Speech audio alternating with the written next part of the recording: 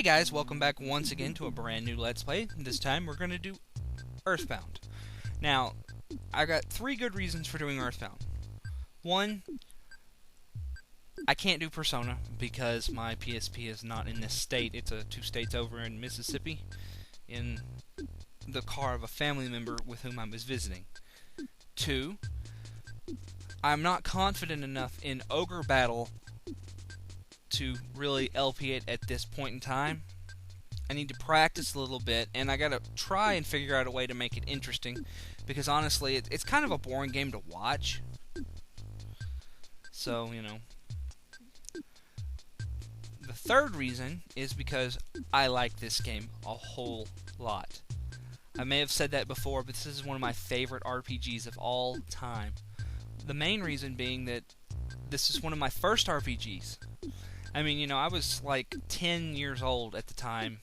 Had really never had any real experience with an RPG.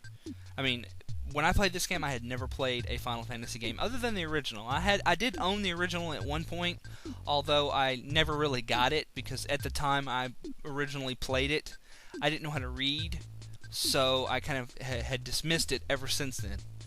And I wouldn't go back and play the original Final Fantasy until it was released on the Game Boy Advance, and that was actually when I beat it. But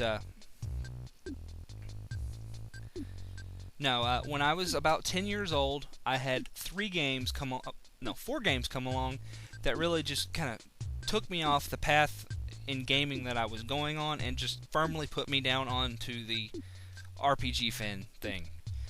They were Super Mario RPG was like, and I'm really glad that I started with Super Mario RPG. So, you know, mainly because it's such a easy game to get into.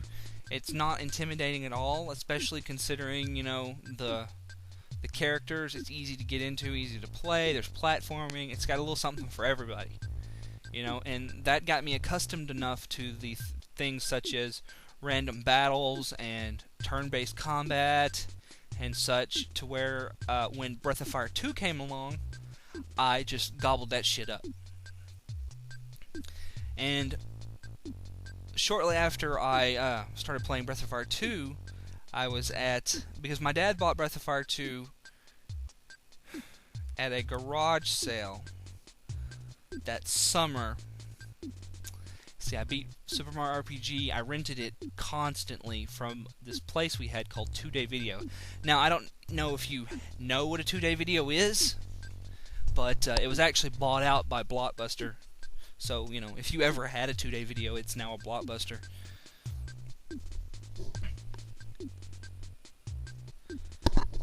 But yeah. So, you know, and then like over that summer, I saved up and bought Lufia and the Fortress of Doom. It was in a nice, brand new cellophane wrapped case. It was in the box, original box and everything. I bought it from a place called CDs and More at our mall, and we have the shittiest mall ever. Anyway, I played that game, and that game even further cemented me. I mean, the gameplay of Lufia and the Fortress of Doom is inferior in every way to not only Earthbound but also Breath of Fire 2 and especially Super Mario RPG. That game has such refined gameplay. It's almost perfect. But, you know, I mean, the story, you know, and I had always loved to read. And I just got sucked into the point where, you know, it's not about graphics for me. It's about the story. Is the story good? Do the characters shine? Do they come off the screen and make you care about them? Is the world alive? And that's really what this game has going for it, in my opinion. You don't really learn much about the characters that you actually play. They don't get more than a couple of lines of characterization apiece, and they don't speak very often. But this game just has such a unique atmosphere about it. It's got great sense of humor. Like right here. What style of windows do you prefer? Plain, mint, strawberry, banana, or peanut? And we're going to go with peanut.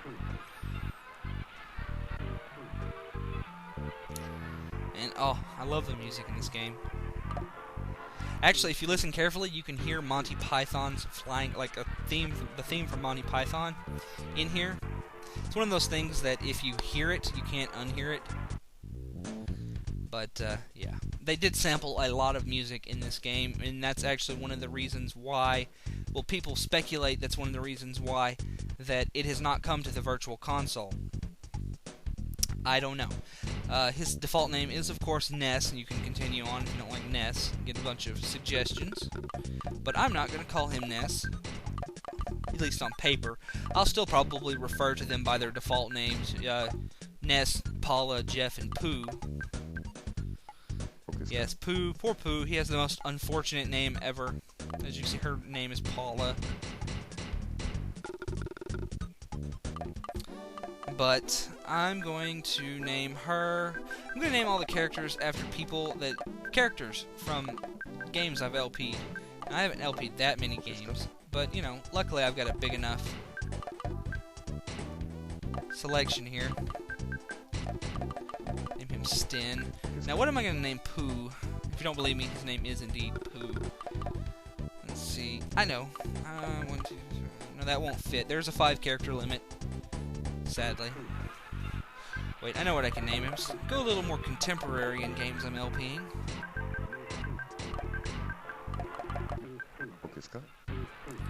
Name my pet. I'm going to name my pet after my real-life dog. I actually have 2 dogs, but this is my male dog. I have a male and a female. Favorite food. I know. Beef. Fawful is beefless. Poor Fawful. Why is there no beef? Fawful is beefless. What's your favorite thing? Now, I'm just going to go with the default of rockin', but you can see hammer, love, gifts, slime, gaming, boxing, rockin'. And basically what that does is it turns whatever your coolest thing is into the name of your signature PK attack.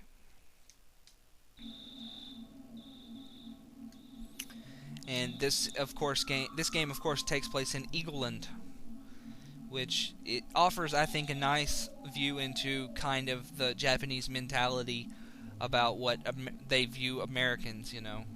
This game definitely has kind of a 1950s feel to it, almost. Kind of like a modern 1950s feel. You know, everyone's happy, there's bright, sunshiny suburbs everywhere. Small towns.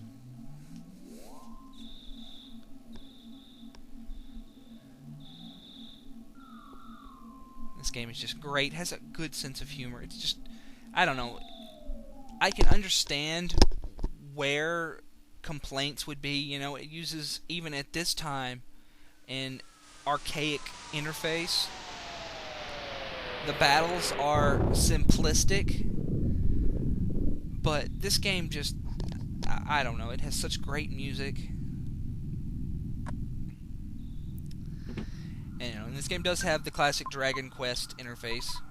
Talk, check. You can also hit L when interacting with something, and you can just interact with it.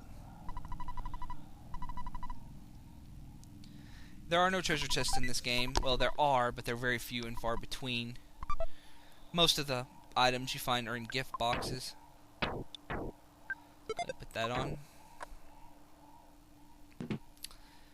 And we better go investigate that sound. I do plan on talking to everyone. You can actually go out there in your underwear, but I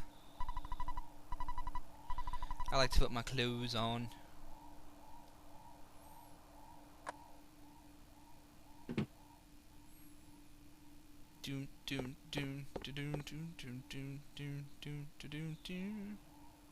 Ness looks younger from the side than he does up front. Anyway, next time on Let's Play Earthbound, we're gonna go investigate the meteorite. You know, before I go, I would like to say that yes, actually, you know, I'm thinking about actually LPing the other 2 big games that were just such an influence on me growing up. I mean, I had the basic influences, Mario, Legend of Zelda, things like that, but I don't know. The four biggest influences I can think of are Earthbound, Super Mario RPG, Lufia and the Fortress of Doom, and Breath of Fire 2, which I have already LP'd. So, like I said, next time we continue on. I hope to see you then.